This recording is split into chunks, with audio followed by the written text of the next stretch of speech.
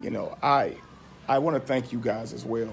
When these things happen, I always get people. Let me see. I'm gonna show you. I gotta take this crap off my feet, so I'm probably gonna be kidnapped for a while. But I want to thank all of you guys who tell me that I should give my life back to Christ in order for Him to heal me. All you people out there who think that God is going to make me sick because I don't believe in Him when He lets starving people die every freaking day. You understand what I'm saying? I want to thank all of y'all who think I should repent to God just because I'm sick when people who are faithful to this character die every day. I want to thank y'all for showing me your ignorance. And I love to break your faces because here we go again. I'm going to quote Antoine Fisher. It don't matter what you try to do to destroy me. I'm still standing and I'm still strong. And I say that to all you out there, all you haters. I say that to cancer. I say that to anything that's ever came my way. I'm still standing and I'm still strong. Even with skinny arms, you understand? You will never, y'all won't defeat me, man. I won't stop. You better get it out your head. I'm going to be here. And believe me, we're going to wake the world up. Nothing's going to stop it. So you might as well give it up. All right? So you can keep your comments from here on out. I'm going to be fine. If it happened again, I'll be fine again. You'll see. No God could kill me. You understand? All right. Be evolution, family. Be the change that you want to see. And no candle loses its flame from lighting another. Okay? Peace. There was a time that I was so focused and driven on getting in shape, my diet regimen, my workout routine. I was in sync with it all. I used to train like I was going to the combine or the NFL. And I remember one day I got 225 35 times. And that was such an amazing feat, seeing as how I had to work my way up to even getting 225, some years before. But I got so discouraged after I got diagnosed with male breast cancer in 2012. When the doctor did the surgery, he ended up cutting my chest to remove the masses, and the scars were so large, I thought they'd never go away. I got deflated. I stopped working out. I stopped dieting. I really just gave up, just in my depression, just completely gave up. But I realized I had gotten so unhealthy. So in 2017, I went vegan. I was vegan for about 6 or 7 months, ended up losing 40 pounds. I was 260 in the picture before, and this one I'm 220. Shortly after that, I learned I had a cancer gene that I inherited from my mother. My mother died when I was just a child. My sister died about a week before, so I did go ahead and have the surgery as I didn't want to have to go through the same exact thing. I was in surgery for about, I think, 12 hours. After it was over, I'm taking photos of my stomach and things, thinking that I'm on the road to recovery, but little did I know, I had a bowel obstruction that was keeping me from being able to recover. No matter what I tried, I could not gain weight. I just kept losing weight and losing weight. I'm about 135 in this photo, but I ended up losing another 10 pounds. When I went to the hospital to have an emergency surgery in February, I weighed 122 pounds. I woke up from surgery only to see people wishing death threats on me, and that's what brought on what you're about to see. It don't matter what you try to do to destroy me. I'm still standing and I'm still strong. And I say that to all you out there, all you haters. I say that to cancer. I say that to anything that's ever came my way. I'm still standing and I'm still strong. Even with skinny arms, you understand? You will never, y'all won't defeat me, man. I won't stop. You better get it out your head. I'm going to be here. And believe me, we're going to wake the world up. Nothing's going to stop it. So you might as well give it up. All right? So you can keep your comments from here on out. I'm going to be fine. If it happened again, I'll be fine again.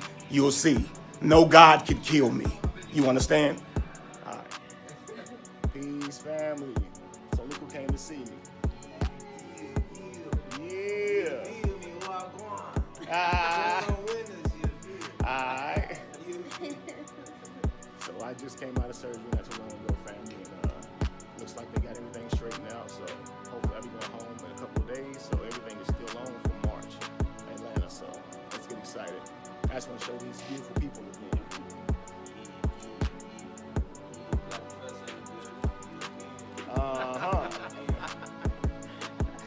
I love it, man. They came out to see me spur of the moment, and I really appreciate that. So anyway, that's it, family. Just wanted to show y'all. Peace.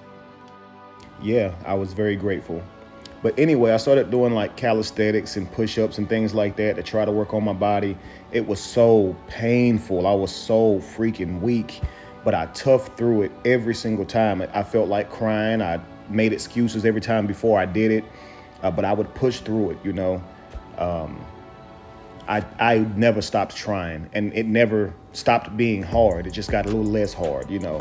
But every day I would do something. I would make sure I was active somehow. No matter how I felt, I still would try to push through and get something done that day, you know. And I would think back to times when I was in the shower after losing all that weight and washing my body in the shower and rubbing my backside and feeling how soft my muscles were, how loose my skin was. And I could remember like breaking down and crying in the shower. And so when I would feel like giving up and just calling it quits and going back to my bed and laying down, I would kind of reminisce on those type of things, and they would give me the strength to power through, because I knew I didn't like how I felt.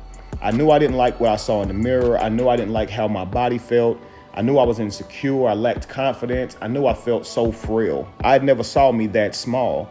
I've always been a healthy person, you know. I used to be slim through my high school years, but shortly after that, I just became this workout freak and put on a lot of weight. And so I didn't remember being small like that, you know, and I honestly never thought I would be small like that again. But you never know what type of curveballs life is going to throw at you, you know. But I would try to remind myself of all the trauma that I suffered during this surgery, just so I could power through and find the strength to be able to make it through, you know, because I knew I didn't want to continue on the way I was going. I didn't want to still continue to be weak. And I would walk past mirrors and not even recognize it was me. You know, I would be shocked at the image that I saw, the reflection that I saw. So I would start with these type of workouts just to build my body up, just to put some type of weight on. And soon I was able to move around a little bit. So I would start back boxing and shadow boxing and things of that nature. But my stomach and stuff was so hurt, so badly injured from this surgery, that just trying to throw punches at the air would hurt my body. Like just trying to slow my fist down and pull them back to my body, and you know, jumping around, all that stuff, man, was so painful. So I would just kind of shadow box around, wouldn't really hit the bag that much, because making contact with the bag, man, it would send pain throughout my whole entire body. I could feel every incision that the doctors made, you know. So I took my time. I had to, no matter how badly I wanted it. I knew that I couldn't just get it because I wanted it. I knew that just to walk back in that gym and do what I used to do, I knew it was impossible. I knew I'd have to gradually, day by day, build up to that point. And I would think about how many times in our lives we would say we wanted something but wasn't willing to work to get there. And I would every day look at weights I couldn't lift and just have to ignore them and remember that one day, you know, because I remember being really strong, that those are the weights I used to work out with, you know, but now I can't even lift them. I never thought I'd see myself like that again. But, you know, gradually as I'm continuing to work out, I'm starting to build a little bit of confidence. I'm checking my results. I'm seeing that results are coming.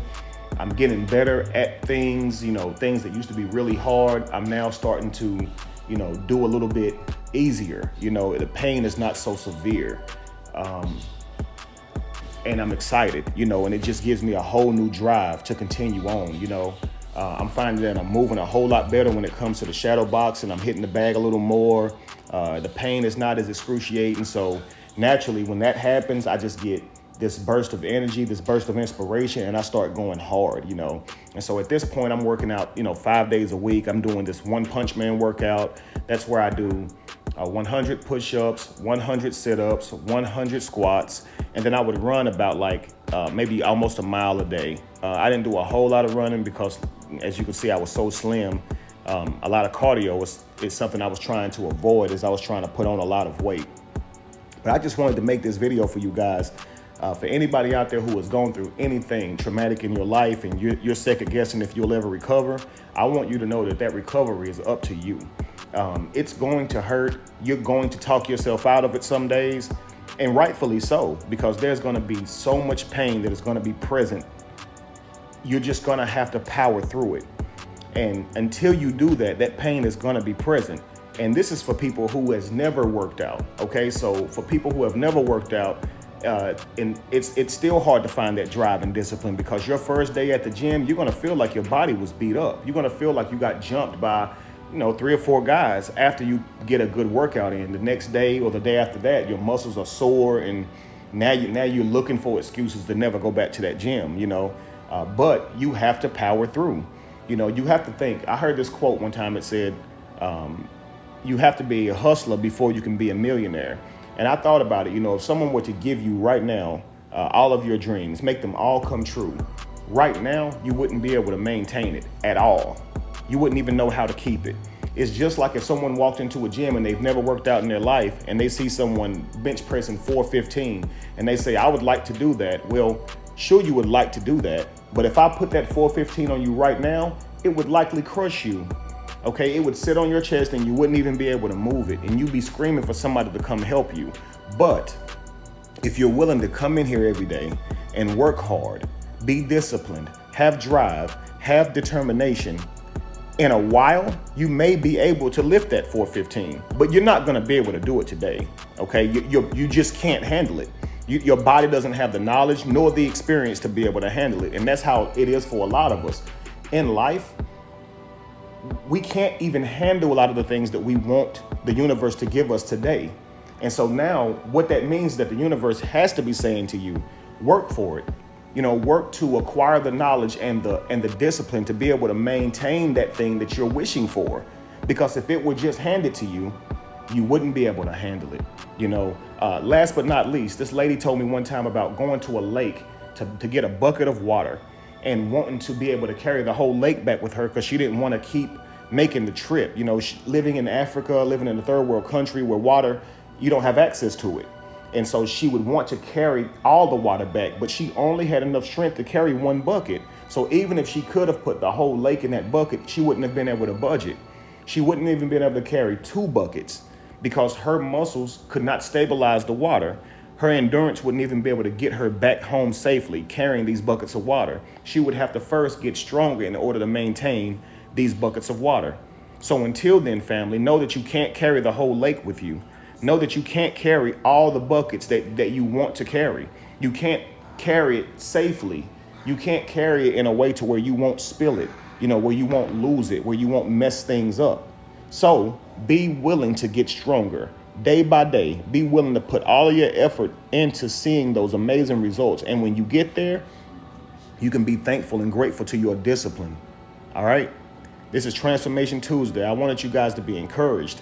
That comeback is something serious, man. I am so grateful for all of you guys who supported me on this journey. And believe me, I'm still going. It ain't over, baby. We still rising. Be evolution. Be the change that you want to see. And no candle loses its flame from lighting another.